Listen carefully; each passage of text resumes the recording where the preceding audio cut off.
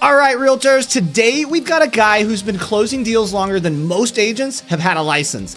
Over 2,000 homes sold, 200 million in volume, and somehow still showing up to train and mentor agents across North America without losing his damn mind. This is Bryan, a former brokerage owner, certified mentor, and team leader of the Better Life team at EXP. He's helped launch some of the top producing teams in the company, trained over 500 agents, and now leads inside the #1 fastest growing group at EXP. Yeah, you know it, the Wolfpack. So in this episode, we're gonna get into how he built it, scaled it, and how he's helping other agents do the same with actual systems, mentorship, and yeah, we're gonna talk AI too. So if you're out here winging it on your own, hoping your pipeline fills itself, Bryan's about to show you what real leadership looks like. So let's get into it. What's up, Bryan, dude? Super happy to have you over here on Apex Elite AI podcast, dude. Welcome to the show. Can't wait to dive into, kind of where you've been, where you're going, and what AI is doing for your company. So yeah, what's up, man? Adam, thanks for having me on, man. I couldn't be more excited to be here. I think over the last couple of years, you and I got to know each other, and I absolutely love what you're doing. And so it's a pleasure to be here. Thanks for having me on. Thanks, dude. Yeah, man. This is, guys, for those of you that don't know, Bryan and I are both in the Wolfpack together, and we met back in 2023. And, Bryan, with the Wolfpack in general, not even just with you, but we seem to have figured out a way to attract a lot of really like-minded individuals and people that just really want to help. So before we get into all that stuff, man, let's just start right at the beginning, dude. Tell us, how'd you grow up? What was your childhood like? Bring us into how you became a real estate agent. Yeah, I'll try to make that an interesting story, but, just growing up in the Midwest in Michigan, I was born in, right near Detroit in Waterford, Michigan. And, my entire childhood, I loved it. You got seasons there. I became a big fan of hockey because we had a pond in our backyard. And so, we played lots of hockey back then and summer times. And so the seasons and all that, but I just, my entire life that's in Michigan, and I always was dreaming about something more and something bigger and greater. All of our parents at that time all worked for the big three automakers in Detroit. So you either work Chrysler, GM, or Ford. Right. My dad was 35 years in the GM, working at GM in different stages of GM, and he just hated it. He always talked about that. I'm like, that's not me. I can't see a life of that here in Michigan. So I was always like a beach bum looking for surf and the waves and kind of like palm trees, and it didn't have any of that. And I got to get out of here. So it's, my whole life just trying to dream of getting out of Vegas. And, finally one day, 21 years old, I said, you know what, it's time. If I don't do it now, I'm going to get stuck. Right. And I can't get stuck here. And so now's the time to take the chance. So all you young people out there, take your chances while you're young, because you can always recover much faster, because at 54 now, taking those chances has much bigger consequences than they do at 21. Right. So we literally, a buddy of mine, we were hanging out one time, at a party or something, and we looked at each other and we're like, we got to get out of here, dude. And he said, let's just do it. Let's just pick a place and go. So literally we looked at the map and like, where do you want to go? And I'm like, I don't know. We kind of almost threw a dart at the map. I'm like, what about Vegas? Hell yeah. Vegas. Never been to Vegas before. Neither has he. We didn't know anybody here. We're like, that's cool. All right, let's go. This was 1993, by the way. Oh, wow. So Vegas was a very, very different town back then. It's about 800,000 people living here. At 21 years old, living in Michigan, I think I sold everything I owned. I had an air mattress and a couple of big box speakers and a receiver. Was pretty much my life possessions at that point. I'm like, let's load it up into the U-Haul, hitch back of your Jeep, and let's drive to Vegas. And that's what we did back in 1993. Dude, that is so epic, man, because I think a lot of people, myself included, we've thought about this. I grew up born and raised in the Denver metro area. Always wanted to leave. I was obsessed with California as a kid growing up. I wouldn't touch it with a 12-foot pole now. Right. But I've always wanted something new. And I think that you hit a really good point there, that a lot of kids, myself included, didn't have the courage to take that step, right? Yeah. Where you're like, screw it. I'm just gonna pack everything up and I'm gonna take my entire life and move to somewhere I don't even know. Dude, that takes balls, man. And for me, it didn't. I look back now and go, wow, that was pretty risky of what you did. But at that time, there was no other option for me. I'm like, I have to do it. well, I'm sure in the back of your head, you're like, worst case scenario, I just come home. Right, exactly. Well, that's what I'm saying. When you're that age, it's definitely. So hopefully today I'll be able to, give a little bit of wisdom back to the younger generation and show you exactly what not to do, so you can save yourself a lot of time in life and in business. Learn from Bryan's what not mistakes. to do and what to do. I love it, dude. I love it. So yeah, man. So you're 21 years old. You're fresh out of the Midwest, and nobody misses those Midwest winters. You're now landing in this awesome little paradise called Las Vegas in 1993. So maybe my calculations are off, but this is right about the time they were building the Mirage. The Stratosphere, the Mirage. The Mirage was the newest and biggest hotel in town at that time, and this was just before the boom of like MGM Grand and the Luxor and some of those hotels that were coming up. The Stratosphere was actually a concrete stump when I moved here, and when I moved to just a couple of days after I got here, it actually the trusses on the inside, they were all wood, and they caught on fire. I guess somebody left a welding torch on or something. One of the guys did. And it was a massive torch with flames coming out of the top of it. Holy crap. Yeah, so you look back on the news, it was an awesome town back then. It was before it got real corporate. These days it's corporate and it is what it is, but it's kind of more of a sports town now. Yeah. Back then it was still very heavy mob influence and taking care of each other. And, so, moving forward a little bit, I was here for a couple of years and finally figured out, what am I going to do when I'm here? Because the buddy I moved here with, 6 months later, he was on the phone with his girlfriend, missing her, and he moved home. Oh, no. So that's even crazier, because now you're like, dude, I'm here all by myself. What am I going to do? I was alone, man. Yeah. In a city that I've never been to, didn't know a single soul. I got introduced to a couple of people through, friends of friends kind of a thing, and we were starting to hang out with that crowd, and I quickly realized this is not the crowd that I want to hang out with.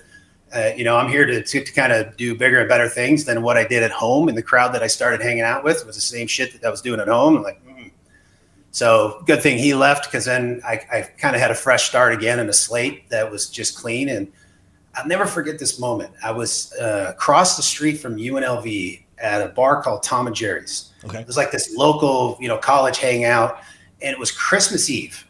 And I'm sitting at this bar playing a video poker machine. And literally been in Vegas for maybe 6-8 months total, and still didn't know anybody. And the girl behind the bar, she was the bartender, was a girl that I ended up becoming good friends with, because I was the only person in the bar that night, by the way. So you want to talk about lonely and depressing. I'm Christmas Eve in Vegas. I'm sitting at a bar by myself, gambling, playing video poker. It was extremely depressing. I was starting to think about my life decisions at that point. And, but that was really the kind of turning point for me, is when I met her. I actually started dating her at that time. It was my first girlfriend when I moved here, and she introduced me to a ton of people, got into the Delta Sig community within UNLV, their fraternity. They kind of made me an honorary member of their fraternity. I moved in with them. I would go to work during the daytime. They would go to school. We would party together at night. And good times back then. I've got plenty of Vegas stories that I can tell you guys at another time. But decided to go into the casino industry at that time. This was like 1995 or 94, I think, is when I started in the casino industry dealing dice. And so I was dealing craps for probably 7 years. I opened up the Hard Rock in 1995. And Nice. Dude, one of the best jobs in town. We were wearing leopard skin vests and preacher collar shirts and black jeans. And it was probably the best times that I've had in Vegas as a single person back then, because it was just a big party. They hired 800 new employees, and they were all young kids that were my age. So now I get into this crowd, and now I've got kind of deep reaches into the Vegas community. And that's kind of how I got my start here. Dude, that's Crazy. Cool. Yeah. It's crazy. It's wild what the journey will go on, from being sitting in a bar to getting plugged into some fraternity, then into going into the casino industry, which, little caveat to that, guys. I love casinos. I'm not a big gambler, but I love casinos. And I always said, like, if I needed to do something, or if I retired someday out of real estate, I would be very happy working in a casino. as a dealer. I think it would be cool to be like a blackjack dealer or a poker dealer, or, even a dice dude, like they'd work in the pit inside of the craps tables. Like that would be a wild career. And it's funny because one of my old brokers used to do that. And that is what built his real estate business. Yeah, he made all those connections, dude. Yeah, he knows all those people. And then all of a sudden he's like, yeah, I'm a real estate agent. And next thing you know, he's got his own brokerage. So you're in Vegas and you're working in the casinos. How did you end up getting into real estate? That's an interesting story too, is, working at the Hard Rock, 2000, what was it? 95 to 2002 was the years I worked there at the Hard Rock. I opened the place, opening staff in 1995. And so working there for 5 or so years, and we got to know everybody, lots of celebrities coming in there, and it was a good time. But then it started to kind of fizzle out a little bit. But it's actually where I met my wife. She was slinging cocktails by the pool in the daytime, and I was dealing dice inside at night on swing shift. So we never really ran into each other. She's day shift on swing shift. Yep. She ended up covering a shift inside on swing shift one night. And I saw her for the first time. I was like, wow. And I talked to one of my other friends who was a cocktail waitress. I'm like, hey, Antoinette, who's that girl? She's like, you got to introduce me. So introduced me to her. And that was, we've been married for 26 years now. So it was a cool story because we actually had our wedding reception at the pool at the Hard Rock. Sweet. That's what I mean about kind of mob inspired Vegas back then, is you could do stuff like that. They closed the entire pool down for us to have our wedding reception there at the Hard Rock. And we had tons of celebrities there. They put ice sculptures up. They had sous chefs. And it was kind of like a star-studded celebrity event. It was pretty cool, man. Dude, that's epic, man. And then just meeting your wife by chance. I think that's huge. I know this podcast isn't about how we meet our significant others, but like, dude, there's so much to be told to that. Meeting on a whim like that and then just becoming inseparable. It's wild. That's pretty much how I ended up with my wife. I was working at a restaurant and I got into a big argument with this dude, Silas, who was the host, and I was working the line. I'm back of house kind of guy. He didn't want me in the front. I cuss too much. But so I'm working this line. Customer facing. Yeah, dude. I'm like 19 years old, and me and this dude get in this argument, and it almost gets physical. So we end up in the HR office, and they're telling us like, hey, if you guys can't squash this, like, you're both going to get fired type of thing. So we go back to work and he comes through the door at like 9:30 into the kitchen. He's like, hey, dude, I got these 2 girls out there. And, why don't we squash the beef? Let's take these girls back to your place. I had my own apartment. He's like, let's, get drunk and just hang out with some chicks, and I'm like, let me see the girls. So yeah, you trying to set me up? Yeah, I'm like, what's going on here, dude? I'm single. I'm in a band. Like, I got. I want to make sure that we vet these people before they come over. So I go out into the That restaurant. sounds like you got to take one for the team kind of a situation. That's what it felt like. So I'm like, I don't know. So I'm like, I look out there and I see these 2 really young girls, like way young, and I've never growing up, I always had older girlfriends. Like, it was just my thing. I didn't really relate very well to people. Most of my friends nowadays are at least 10 years older than me. I'm not saying I'm more mature. It's just the way it's always been. But anyways, I see these 2 young girls. I'm like, no way, dude. Not happening, bro. So he's begging me throughout the rest of the night as I'm closing. And finally, I'm like, you know what? Nothing. All my other plans fell through. So I'm basically going to have a lonely night. And I'm like, why not? So we get these girls. We bring them back to my apartment. I'm not into them, dude. Like, they're young and I'm just like wasting the time. So I start playing my guitar and one of the girls is like, hey, you should meet my sister. I actually have to go there in a minute. So maybe you could drop me off there.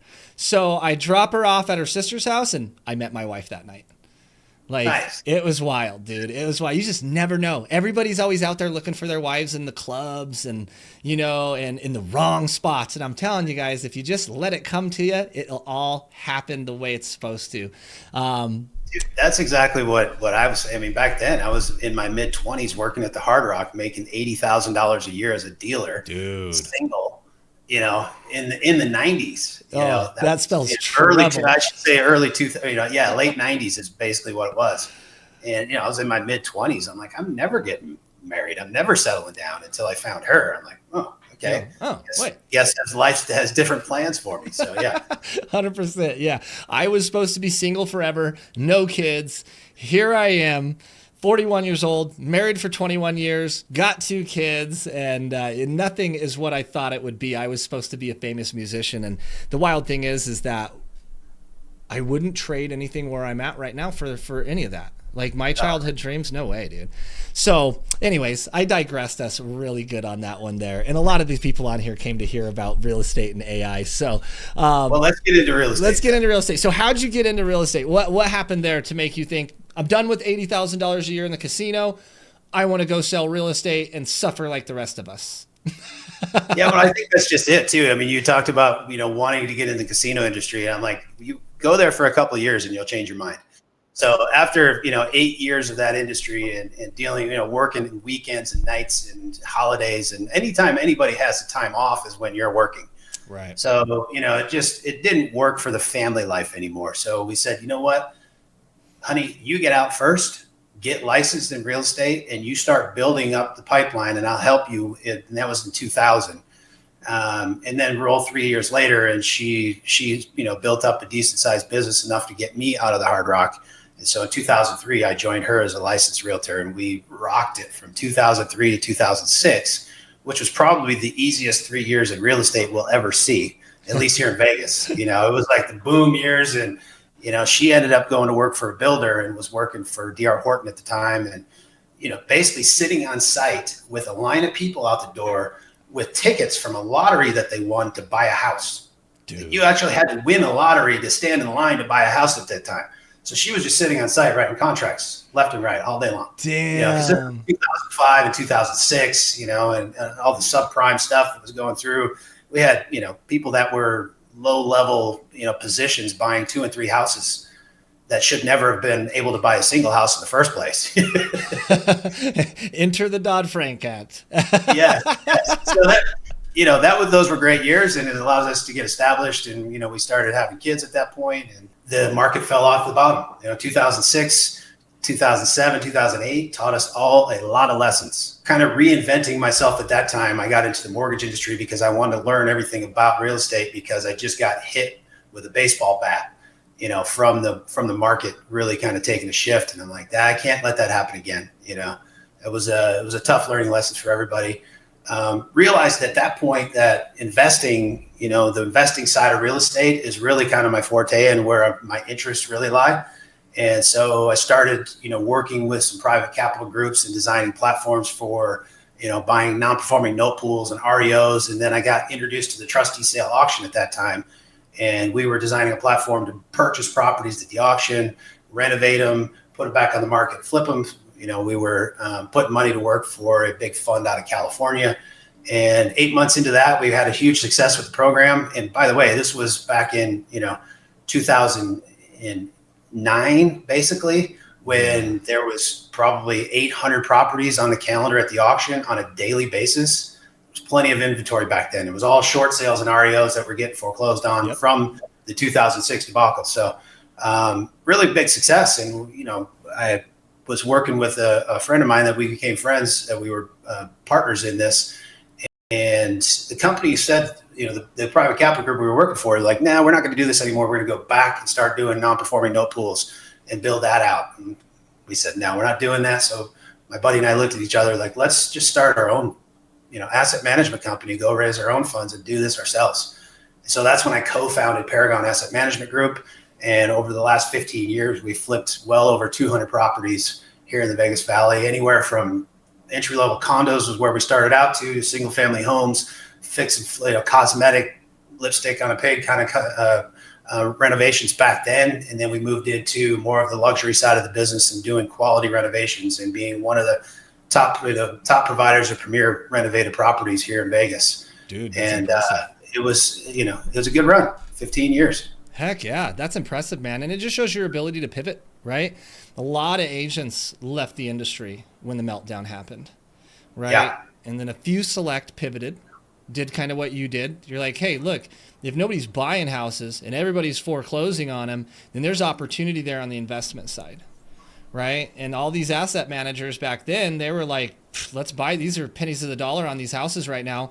Why not scoop them up, fix them up, sit on them if we have to, or flip them straight out the gate and sell them, right? Because there's always that core of real estate, no matter what's going on in the market anytime. And we hear a lot of this now where they're like, oh, the NAR rule changes and, the interest rates, the market's done. Real estate agents are out of business. It's like, no way.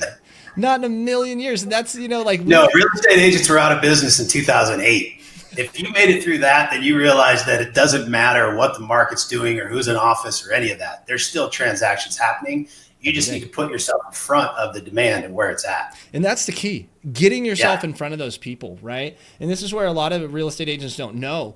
And obviously this is pre-AI. So now if you fast forward up to 2025, where we have all of this artificial technology, artificial intelligence technology that we can turn around and use to help better position ourselves in front of these people. So before we jump into that segment, like when you were working, so like let's talk about you as a real estate agent before AI. Like what was your day-to-day look like? Is it much different now with AI? Do you find it easier, or do you think that there's more like rabbit holes and just kind of more stuff to do on the back end to make everything run right? I think I got to set that up a little bit first, kind of going back to where we left off. Yeah. Because when we were flipping properties, we were buying them at the auction and there was plenty of properties down there. But as most people know, in 2012, the hedge funds came into town at that point, and hedge funds typically never had bought single family homes before like 2011 and 2012. It was all multifamily, commercial, class A type stuff that they were investing in. But they saw what was going on in the market, and who knows whether they created it or whatever, conspiracy theories on that. But they were very, very smart because they got into purchasing single family homes back in the very, very bottom of the crash that had happened, where we were picking up properties in Vegas at 50 cents on the dollar, $50 a foot. And properties right now in Vegas are $300 to $500 a foot. Yeah. So if you give you any, so what happened at that time was the hedge funds came into town and wiped out all of our margins at the auction. So again, we had to reinvent ourselves and pivot again, because now we had an asset management company. We were the custodians of a lot of investors' funds, and we had to put those funds to work. And we had no more source of inventory because the hedge funds were buying everything that they could get their hands on. And it was actually bringing us out of that really kind of the bottom of the barrel stuff and bringing more consumer confidence back in the market, because they were actually buying these properties and fixing them up and then putting them on the market and selling them as a move-in ready house, when typically for the last 2 years, the only thing that was on the market was a short sale and an REO, and they were trashed. Right. Nobody had the money to come out of pocket to fix up the property, move into it. So none of the houses were moving. So now that the hedge funds were coming in, so long story short is we had an opportunity, because we were doing a good job and continuing to be a good steward of our investors' money, making them double-digit returns on an annualized basis. When the hedge funds came into town, they were asking all of the title companies and the reps and the lenders, who are the best people that we can deal with here in town as far as purchasing properties and building a portfolio. And, my name came up, and we ended up being able to meet with 2 of the largest hedge funds in the country that wanted to buy at this time. And so, Invitation Homes wanted us to squash our company and become corporate heads and, sign a contract that was like this thick. And no way I was going to interpret that. But they were giving us a piece of the portfolio on the back end, which was the hardest thing I had ever turned down. And then Colony American Homes said, hey, you guys can be a vendor of ours. Just buy us everything that fits in this box, and we're good to go. I said, we're rolling with you guys. So for the next 2 years, I closed about 800 homes under my license with buying for a hedge fund. 2013 actually was my best year in real estate. I closed 587 deals as a single agent. Holy crap, dude. So if anybody working for one buyer, dude, the amount of experience that you packed into that 1 year is more than most agents do their entire career. Yeah. I mean, it was some of the best times and some of the worst times of my life. I ended up gaining about 20 pounds. Went to the hospital, thought I had a heart attack, so it didn't come without consequences, because I was literally working 7 days a week, 14 hours a day to try to keep up with the demand. We were writing 30 to 40 contracts a day. I had 300 plus short sales in escrow at all times. Like, this was a serious operation, because I was so afraid of losing that meal ticket that I would do anything and jump through any hoops to make sure that they were taken care of. And so, we brought a lot of automation to the project, and, I could save that story for another time, but we ended up, 2012, 2013 is when they basically said, hey, our blended rate of our portfolio is now going below a six yield. So we're going to stop buying. So literally that day in 2014, my business went from closing hundreds of deals a year to now I have to reinvent myself again. Holy crap. So, this is kind of the story of having always being in front of what's going on. And when you gain some momentum like that, never, ever, ever think that it's going to never stop. Facts, like this, right? this is like, these are the biggest things, the biggest lessons that I've learned along the way is like, when it's good is when you need to even hit the gas even further and take even more advantage, because that good is not going to last forever. So utilize the resources and the momentum that you have when it's good to make sure that when the good ends, you've got another good right behind it, and you've already got momentum on that, and you're not starting over again and having this roller coaster ride, which most agents do. And my roller coaster ride was huge because I'm going up massive hills and down massive peaks and valleys. Yeah, right? dude. Yeah. So at that time is when basically I decided, I'm gonna create a real estate team, because I had so much momentum and notoriety in the community of closing that many transactions. I was number 2 agent in the country and number 6 agent in the world with Remax in 2013. So brought a lot of attention to me, and I was going to take advantage of that. Yeah.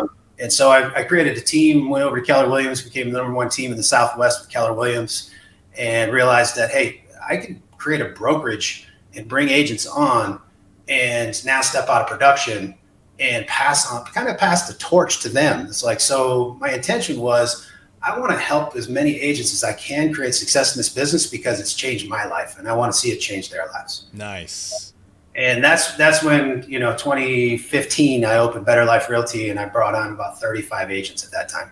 Nice. Dude, that's so cool. I think that there's a lot to be said about that. Where this is kind of going to tie all the way into what we're talking about today anyways, is the fact that you could experience so much success, not only with the ups and downs. Like, it wasn't just, hey, I'm riding the top of the wave the whole time, but life is good. Like, you're getting your ups and downs, you're staying consistent with it. But even after all of that and reaping some of the big rewards, you're like, hey, how do I spread the wealth out? Right? Now, granted, there was a serious issue with your time at that point, right? When you're doing that many transactions in a year, you have no life whatsoever. You got a big pocket full of money, but you don't have a life. And that's kind of the key. And a lot of the big gurus out there will talk about there's no such thing as a work-life balance. You just got to work until you can live the life that you want to live. I disagree with that. I think that working very hard like that can definitely get you to that spot quicker, but we're not guaranteed anything in life. You know what I mean? Like, work your ass to death and then end up with some sickness or some ailment that prevents you from living a quality of life, and you're going to live with a lot of regret on the outside of that. So I can see why you were like, probably, hey, let me get some time back, but also let me spread the wealth out. Let me help change some other agents' lives while giving me the ability to live mine. Now, with that being said, when you hire a team and you have 35 agents underneath you going out and closing all those deals, I would imagine you took a pretty significant pay cut to do that. Oh yeah. Yeah. What I didn't realize was being a independent broker owner running an into the small independent brokerage was probably the exact opposite direction of what I was trying to create. It took me about 5 years to figure that out, because I was like, oh no, I can do this. I've done bigger and better things in my career. I can do this. And man, was I wrong. There's the struggles of doing that. It took me away from everything that I was creating it for in the first place. Yeah. Like giving back and helping agents. And, I ended up starting to like subconsciously, like sabotage my growth in my company, because I was associating growth with pain.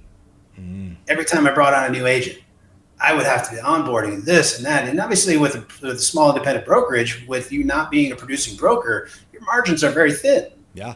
And, I'm less than 50 agents. I'm not producing. Yes, I have my asset management company that's still flipping properties, that is supplementing my income and has me on a salary, which is the only thing that kept me alive.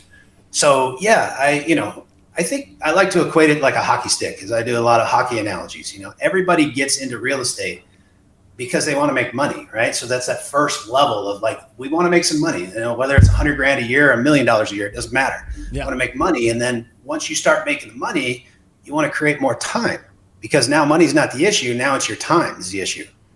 And then from there, it's like, okay, now I've got some money. I'm making more, I've got a little bit more time in there. Now, how much longer do I have to do this? I want to look for now some more freedom in my business, or maybe even an exit strategy. And then from there, it's like, now you can start looking at, okay, now how do I leave a legacy behind me so that I can help other people get through this and give back the wisdom and everything that I've been able to go through, so that I can help them avoid as many mistakes as possible, but work and focus on the things that actually work in their business. And my brokerage was taking me away from all of that. I was making less money. I was spending more time. I had zero exit strategy, and my legacy was quickly burning up behind me. Please, God, get me out of this. What did I do? What did I create? And it's wild, because that's what it looks like on the front end, right? Oh man, I'm doing all these transactions. If I just get a team behind me, I can get more time back. But that only works in certain situations, right? In very specific situations, because when you take on the tasks and the responsibilities of a broker owner, there's so much that goes on in the background that a lot of people don't even think about.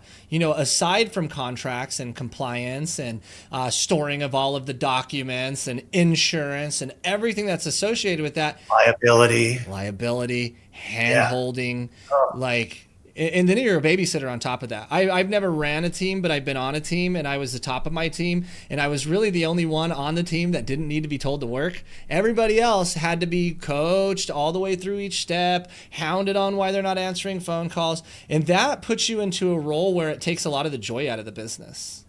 It really does. And you want to pour as much as you can into people, because you want to believe that people want it too, and most of them do.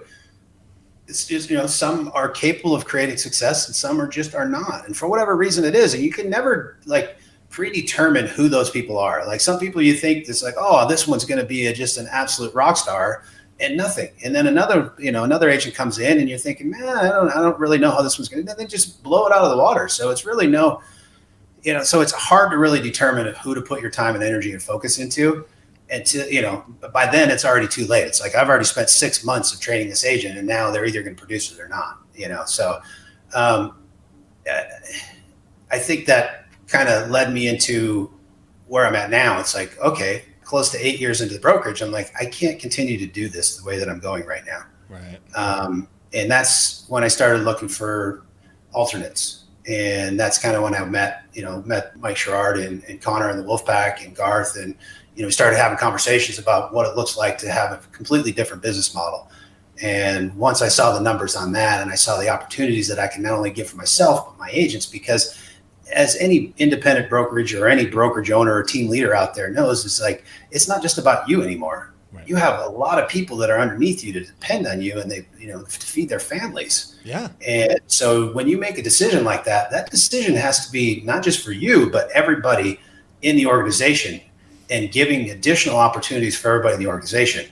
And it just opened my eyes, because I had been pushing that opportunity away for probably 5 years. I'm like, no, I got my own brokerage. I don't need you. That's kind of what led me to the position I'm in now. So I convert my brokerage over to the cloud-based model with EXP. And now I have the opportunity to provide my agents with everything that I've always dreamt of through my independent brokerage and wasn't able to provide them.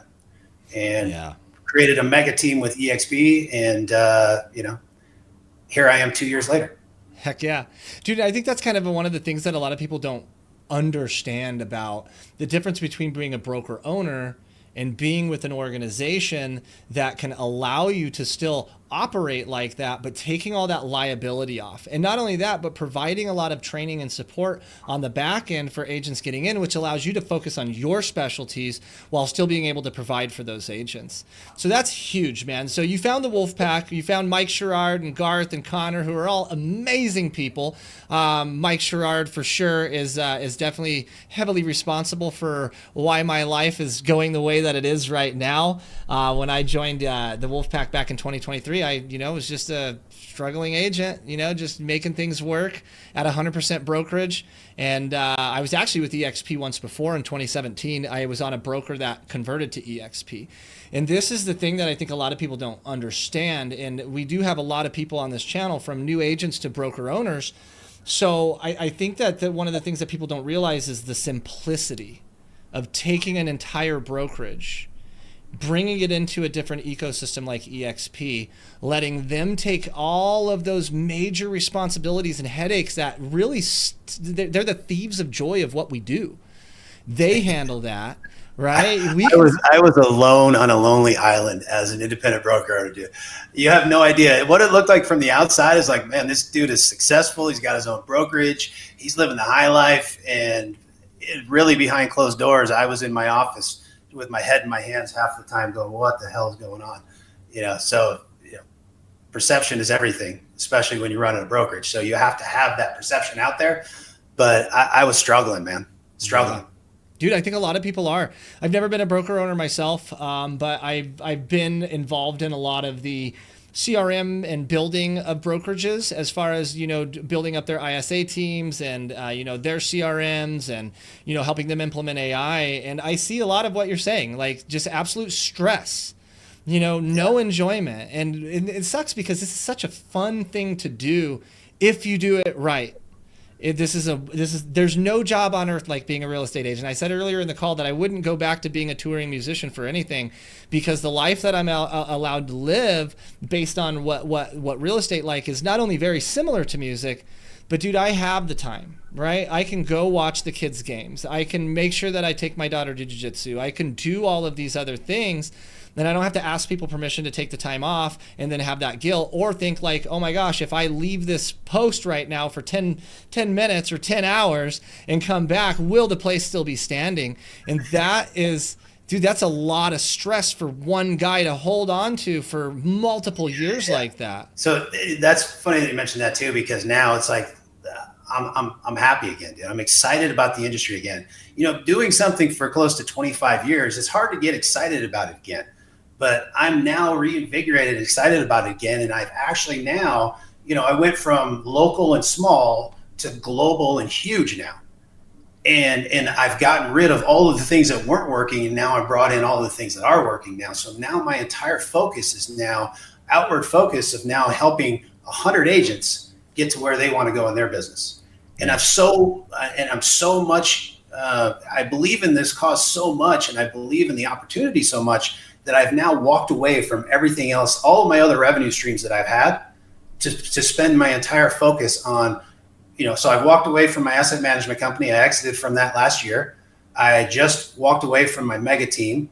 I converted it to a self-organized team. I'm still here to support my team, but I'm not creating the services that I had from them before. I was doing complete contract to close for them. I was doing photography, lock boxes, open house signs, everything for my team, so they could just focus on money-making activities. Yeah. Well, now I want to focus on the next opportunity, which is not only helping them make more money and create more time, but then get into the next space where it now helps them find some more freedom and an exit strategy. And then I can help them help other people kind of leave a legacy behind them. So that hockey stick that I talked about earlier, now I can execute on that, and I'm doing it at a high level.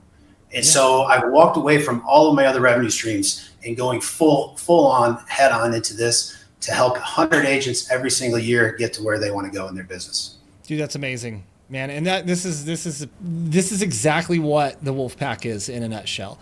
Is 3,500 people like Bryan and myself saying, how can we help other people scale their business, right? Because being on a team is one thing. I've been on a lot of teams.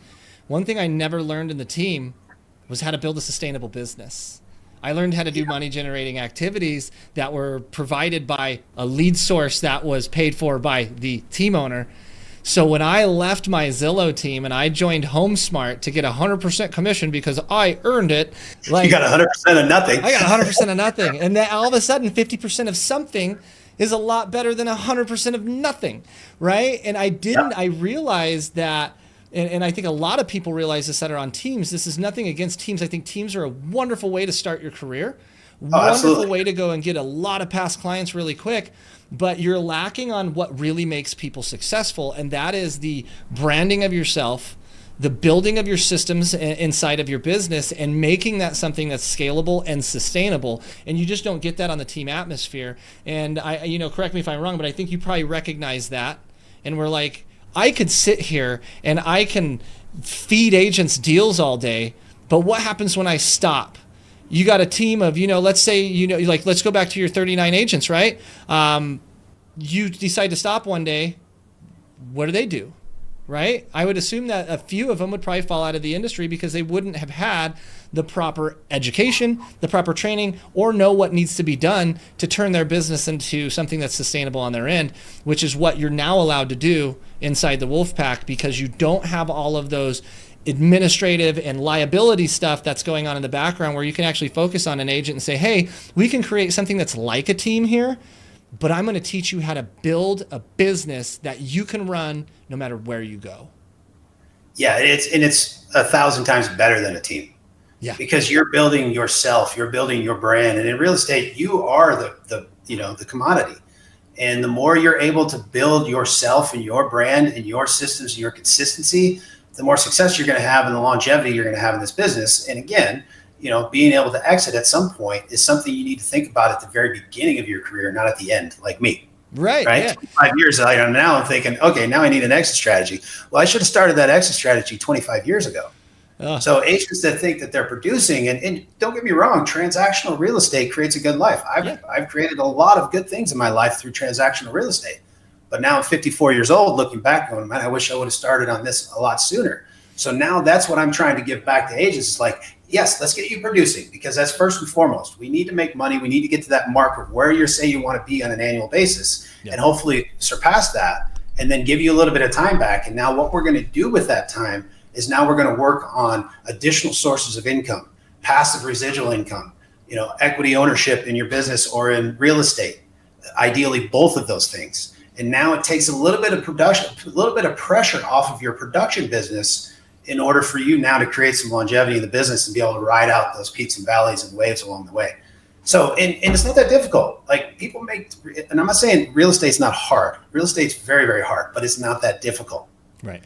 And me say that is, as long as you're with the right people and plugging into the right systems and you have the right support and mentorship, you do something long enough, you start to create success with it, and then you start to master it. And then that is where you get success in real estate. The biggest problem that most agents have is they don't do something long enough, or they don't master it. And then they move on to the next thing, and then you never create any success because they didn't do it for long enough, or they didn't put enough effort into it, or they didn't master it. All you have to do is find something that works. So find a proven strategy, get around the right people, get around the right support, and then go all in on it. And there's no way that you can fail. Yeah. 100%. Absolutely. It's that shiny object syndrome, which most of us suffer from as agents. We're like, oh, I'm going to try this for a day. Nope, that didn't work. I'm going to try this. And the reality is that you need to give it a little bit more time. I coach a lot of, as you know, I coach AI and CRMs, and I talk a lot about lead gen and online lead gen. And I tell people, like, if you're going to run a Facebook ad, run it for 90 days before you touch it. Like, you can't run it for 2 weeks and be like, this isn't producing anything, and then shut it off. You're ruining the whole learning process of it to be able to produce that fruit that you want it to produce. So you have to do that. And that's one of the things that I think is super awesome about the Wolfpack, is that we help you dial that. We help you find what those areas are that you want to succeed in business. And we can give you a blueprint and a roadmap to getting there, and help you stay focused on that and not get stuck in the shiny object syndrome that 90% of agents suffer on, where you just switch until finally you don't have enough money to keep the lights on anymore, and you got to go get a W-2 job again. Yeah, and it's such a shame too, because there's so many hardworking, good agents out there that deserve success that aren't getting it just because they're not getting the right support. And I've just been absolutely blown away too. Being 25 years in the industry and doing, I just told you my story, all the things that I've been able to accomplish. It's pretty impressive. Like, when I look back, I think, wow, that, if I were to hear somebody else creating all of that, I'd be pretty impressed. But for me, it's like, I was just doing what I knew how to do and just always trying to create success. But looking back on that now, and it's like, but now that I'm here with the Wolfpack and at EXP and with the community that we're in, I have never seen a community like this in the 25 years in real estate that I've been in. Yeah. There are people like yourself and like Mike, Connor, and all the leaders in this group that are creating things that are much, much bigger and grander than I've ever, even dreamed of.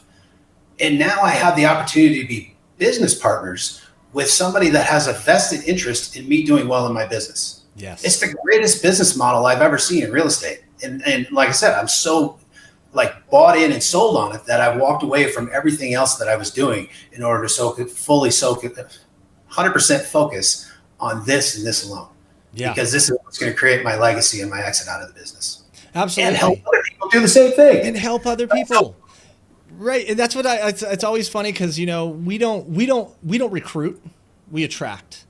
Right. And this is based on what we're doing inside of the Wolfpack, which is why we're the #1 fastest growing revenue share organization in EXP at the moment. It's awesome. But this is one of the things. It's because we have a lot of like-minded people in here that want to do the same things that you're talking about right now. And you get that inside this whole package with, Mike Sherrard and the Social Agent Academy, Connor and all of his investment training. Like if you're a real estate investor or an aspiring real estate investor. Adam and all his AI training. Let's not forget that. Oh yeah. We'll get to that. No.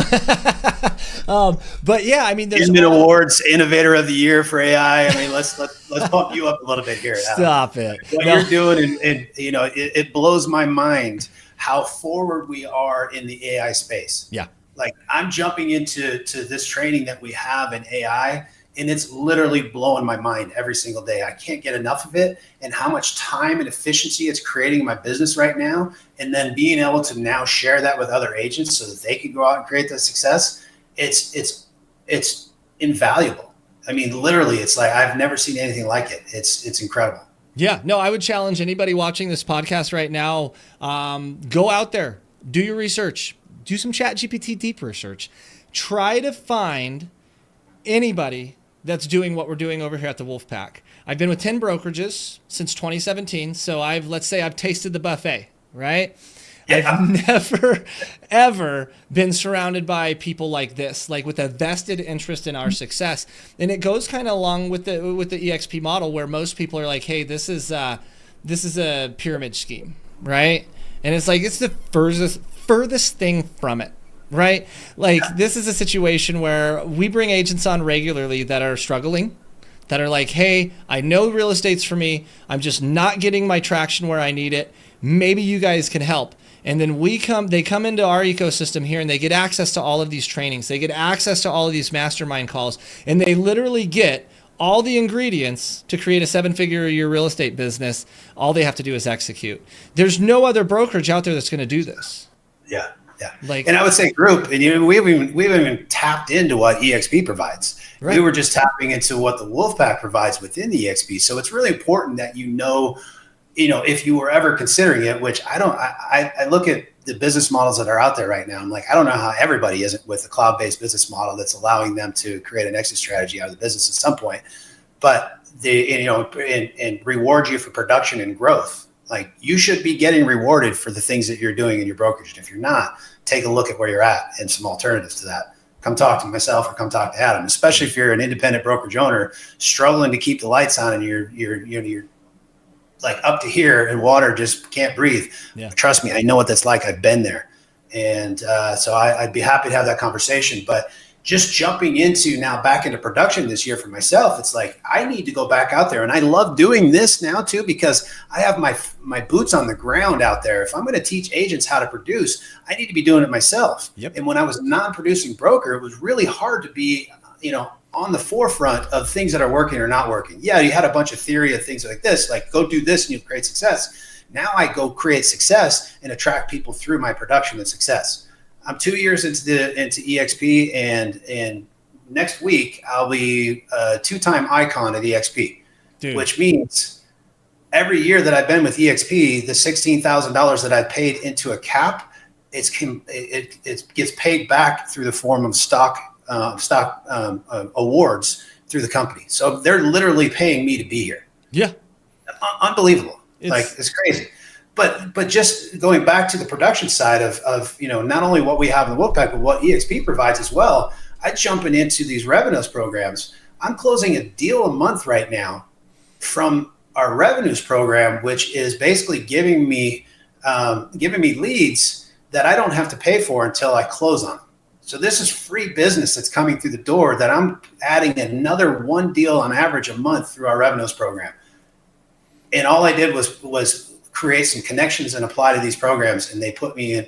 And now I'm working into getting additional programs, including the pad split model. Like I know we'll probably have to cut this off soon, but I can literally sit here and talk to you all day and talk about strategies and all that. It's crazy, Adam. But pad split is another model that EXP produced that partnered me with them here in the Vegas market to help investors create additional returns for their rental properties. We can show we get 33% more revenue than a traditional model, or like 2.5 times more revenue than a traditional model, or 33% more revenue than an Airbnb model, which doesn't work in Vegas, by the way. So these are things that they're introducing me to and creating opportunities through our investment services division and through revenues and all that. There's so much there. So if you're an agent that's struggling to look for leads and look for business, you can just come in and plug into these systems and they will hand it to you as long as you're going to do a good job on converting and following up with them. Yeah. Who couldn't use another one, extra transaction a month on average in their business right now? I think I know about 90% of the agents in the United States right now could probably raise their hand just to get one deal a month, right? Let alone an additional deal. And get around the right people, plug into the right stuff, and do the work. You'll create success. 100%. And it is. Proximity is key. I've learned this lesson over the last 2 years. Always thought I could do it myself. I am doing it myself, but I'm doing it with the support and the guidance and direction of people who have done it before me. Right. And they can help you lead through that. And that's kind of one of the things. It's funny, man, because we are like 50 minutes into this awesome podcast and we still haven't even jammed out about AI yet. So just a little bit back and forth. But this is a really good conversation because I think it's a conversation that needs to be had. There's a lot of stigma in the industry right now with all of the changes going on and people saying, oh, this is worse than '08 right now. This is harder to do real estate in '08. But like, look at what you have sitting in front of you. Bryan is thriving. I'm thriving. We're both producing agents. We're doing production and we're still able to turn around and coach agents in the back end. So you might be asking yourself, well, what about this time stuff you talked about? How the hell do you get through all of that? And the answer is proper implementation of AI and CRMs, right? So let's make the last part of this podcast about AI. Big question I have for you is, what was your aha moment with it? Like, when did you finally go, I need this. I have to learn it. It's going to make a difference. When I met you, love it. I'm like, how does this guy spend so much time learning everything the amount of information and knowledge that you have about AI, Adam, is just insane. It's absolutely insane. I thought I was really good. I'm using AI in my daily, in my business daily. And I'm thinking I'm a AI whiz. Like, oh yeah, I'm doing this, and I'm telling people about it. And then I jump in, I become partners with you and jump in and start jumping into your training. And it just literally blew my mind. It's like, I was just scratching the surface. And this is what most people are doing because we don't have the time. We're operating our business. I don't have the time to figure all this stuff out. But if I let you figure it out for me and then show me the step-by-step instructions of how to go to apply it in my real estate business to create more time and more efficiency and more money in my business, I'm like, that's a win-win scenario right there. So there's so many instances I could talk about with AI, but literally just even starting with a business plan and a daily consistency in your business, because you got to start from the ground level. You have to start from a base foundation. Like, you can't build a house of cards on the sand on the beach. It's just not gonna stay up, right? So you've got to build that foundational stuff. And I've had this, by the way, if anybody's struggling with consistency and they want a copy of this book, Adam probably put a link down below or whatnot, but this is my 90-day agent accelerator program. Couple that with AI and everything that you're doing in your training, and you will create some daily consistency success. But just from like the inspection reports and loading those into AI, like just kind of the simple things that most agents probably don't know about. There's so many things that I can think about with AI that have made my business better and made me look better to my clients. Yeah. And it saved me time. It's like I'm spending less time on these activities, but it's making me look better and more efficient with my clients. 100%. Which creates what? More repeat and referral business. 100%. And it's crazy because I think at the beginning, like even when I first started on AI, I looked at it like this giant mountain that I had to climb, and I had to figure out my way to navigate myself up this mountain without the maximum amount of frustration.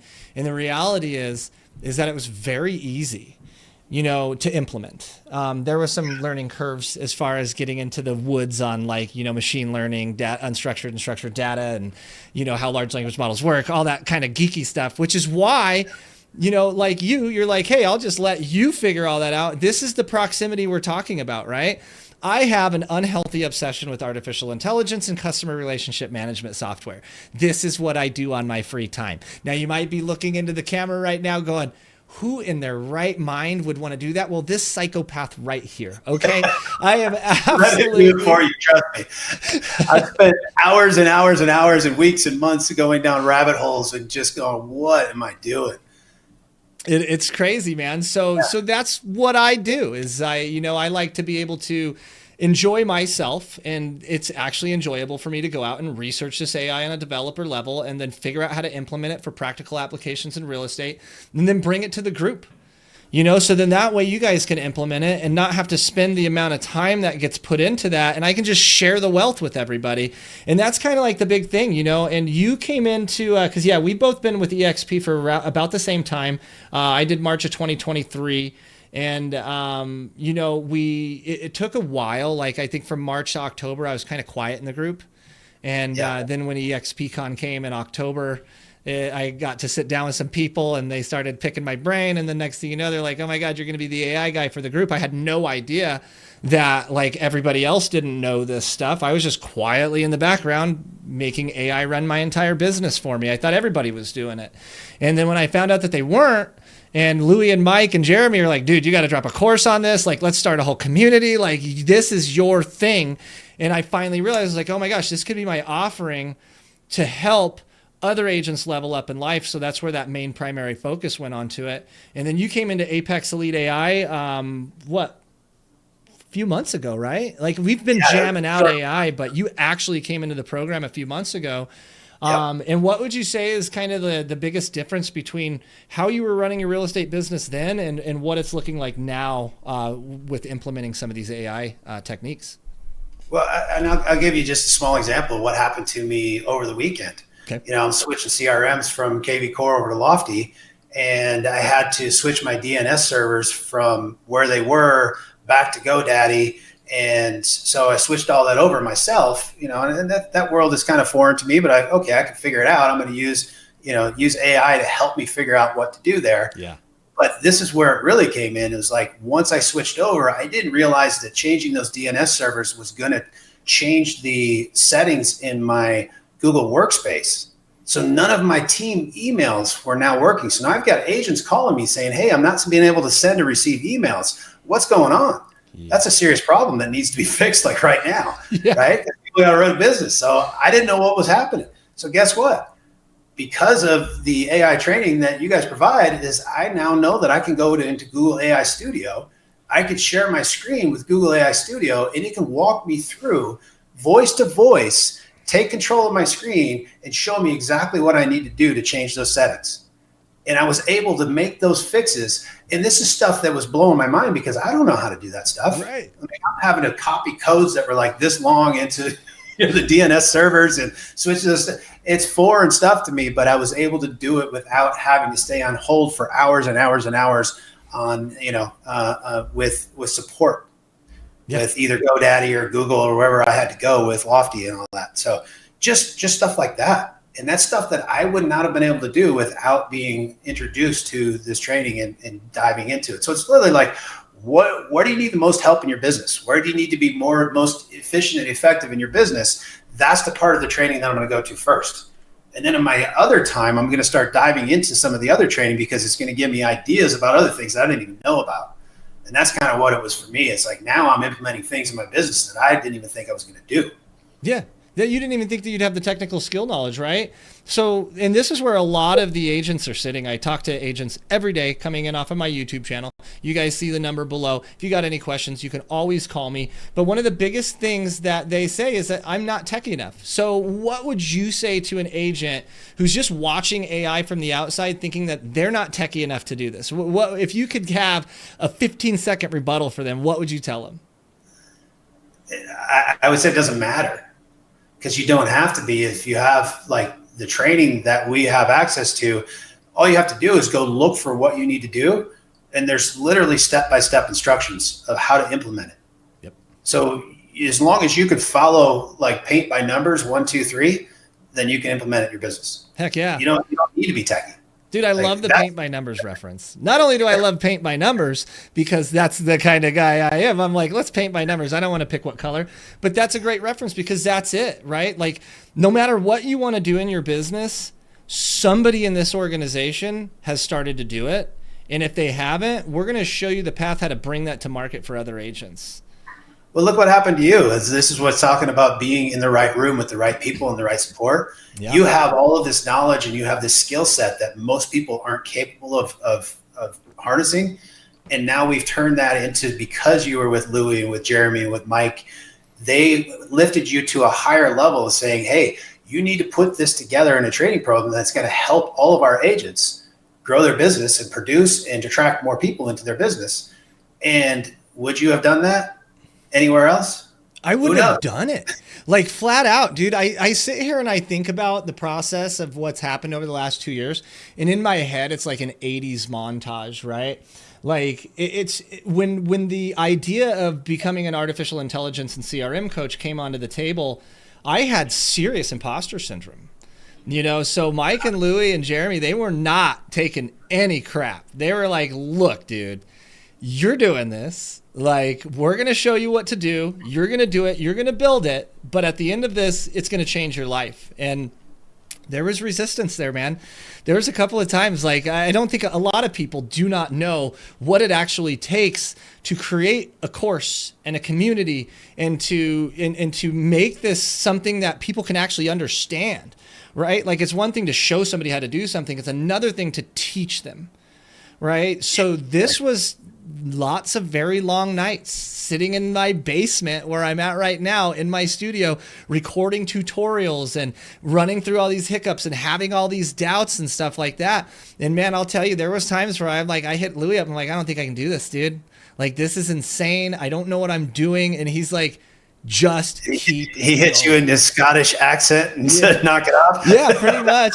He's like, no, dude, you don't really have a choice. Like, this is something that you need to do, because we had always talked about, you know, giving back, which I think a lot of us in our lives, until you're around the right amount of people, we don't realize how selfish we are. You know, It's just the me. Like, I just want to do this. I want to do this for me. And that's what I was doing for years. I've been fluent with ChatGPT since November of 2022. Right. So I was on this. I was implementing this before I even joined the Wolfpack, and I was around a brokerage and I was around people. And you know what they had to say about AI? It ain't going to last, Adam. This is a fad. This ain't going to work. This ain't going to last. You spend too much time on your CRM. My mentor, dude, told me that I'm wasting my time putting in all these buyers into my CRM. I just need to be getting in front of people who are making real estate decisions. That was the instruction. Now, I love my mentor. He's an awesome guy, but he was so far off base, and everybody was. And the people who recognized it were when I switched my proximity into a more forward-thinking, tech-forward company that just with open arms was like, oh, Adam, show us what you have and let us help you build it so you can scale it and give it to somebody else. So, you know, long story even longer, I joined EXP in 2023 with one source of income. I was a struggling producing real estate agent. I did okay. I kept my lights on. I could take my family on vacation, but it wasn't like giving me retirement money. You know, there was no exit strategy to it. And then I get into EXP, and within 2 years, I have a monetized YouTube channel, right? Thanks to Mike Sherrard and the Social Agent Academy.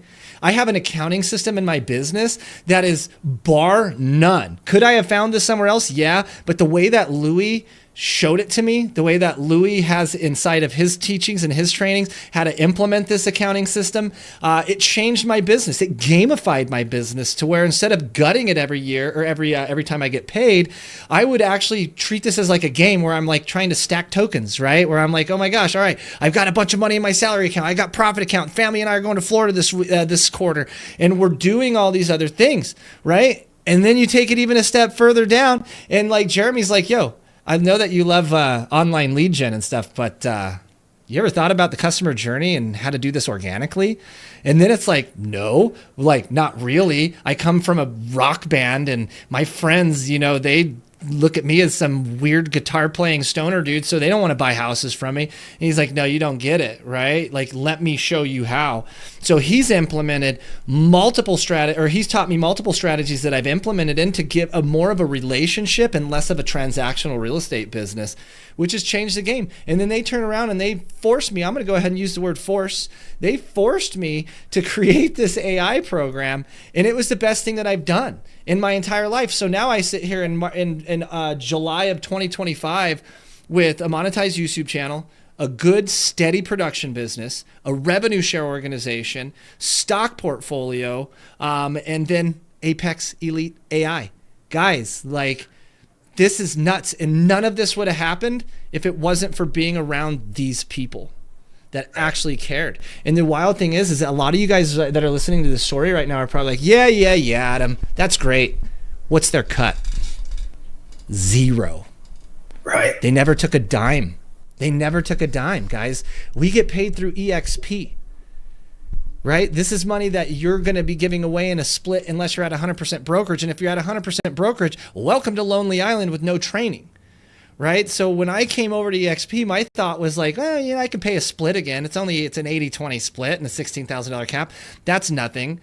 Little did I know that not only with the production would that $16,000 cap come back to me in company stock if you hit the Icon program, but the cost of that $16,000 to receive the amount of training and proximity to the movers and shakers in this industry that I have right now.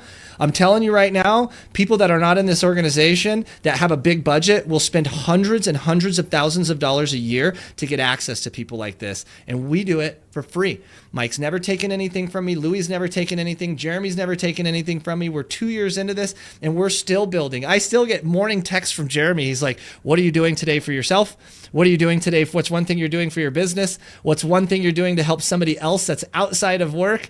And it's like, it's almost an accountability type of thing, but it's one of those things that keeps your head in the game, dude. And I would have never, I can tell you with 100% certainty, I would have never done this without those guys. Yeah. Well, and just back to the story about your broker, it's like, or back to the story about, people liking who they're with. Yeah. Like your mentor that you had talked about, like he was a great guy. He had full intentions of helping me. He just wasn't capable of helping me. Right. So don't get stuck in somewhere where you're comfortable just because you like the scenario. Look at what it's doing for your business and what it's going to do for your business in the next 5 years. And if that's not the picture that you're wanting to paint for yourself, then you might want to start looking at alternates. Yeah. You might want to click that description. There's a lot of people that are like, oh, I love my broker. I love my mentor. I love my trainer. All the That's time. great. I did too. Are they going to help you get to that next level? Right. And that's the thing. So guys, if you're sitting in that position right now, which, Bryan and I both were 2 years ago, we were like, look, this isn't working. This isn't going to sustain itself. I got to figure something else out. Click that link in the description below. Schedule a phone call with me and Bryan. Let's jam out. This is no pressure. We're not going to try to recruit you. I could care less what you do, honestly, at the end of the day. My job, the way I look at it, is like, hey, this is what I can do to help you out. If you want in on it, let's roll. If not, let's still stay in touch. Like, I'm not here to try to force anybody over, but I'm telling you that there's something to be said when we can continuously have a podcast with other Wolfpack members and we can hear the stories of their success day after day after day. There's 3,500 of us in 25 countries right now, and we are the fastest growing revenue share. Let me learn how to speak English. We're the fastest growing revenue share organization inside of all of EXP with 90,000 agents. And there's a reason for that. And it's because what we're doing here is actually trying to help. Like, we want to see people succeed. I'd love to see those numbers change someday. What is it? It's like a 94 or 98, 96% of real estate agents don't make it the first 2 years. Like, let's change that. Let's change that, dude.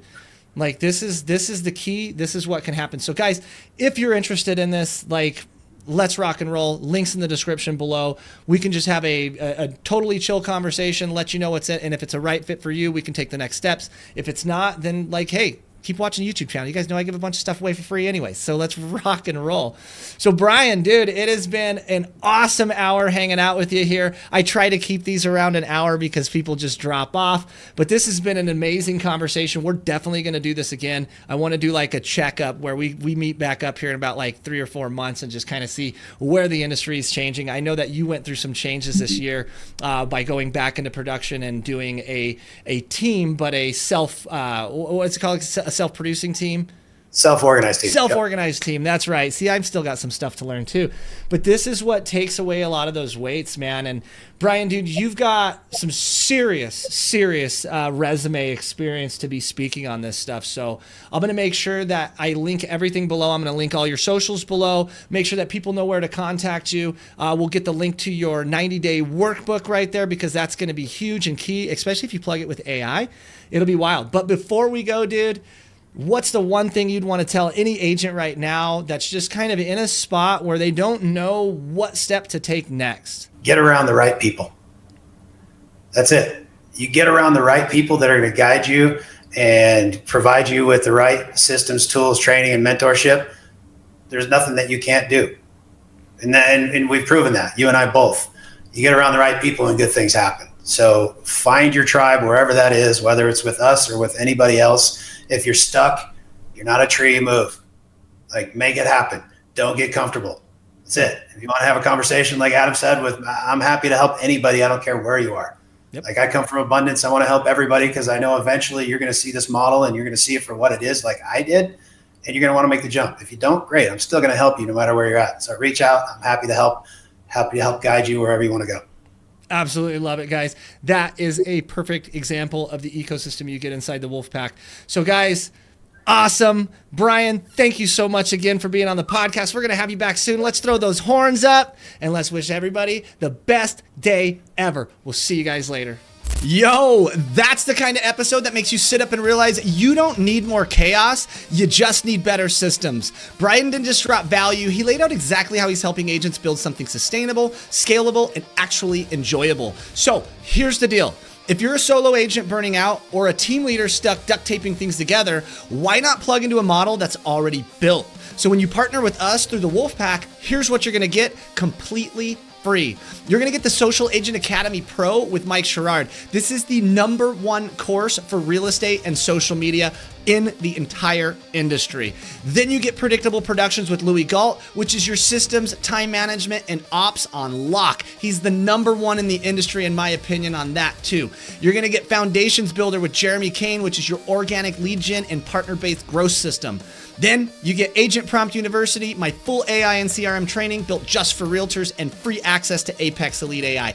This is 7 mastermind calls per week and access to a global network of 3,500 agents in 25 countries. So if you're ready to finally work smarter, drop Wolfpack in the comments or hit the pinned comment to book a quick call and see if this is a good fit for you. And if this helped you think differently, like, subscribe, and share it with someone else who needs to hear it. We'll see you guys on the next one. Let's go.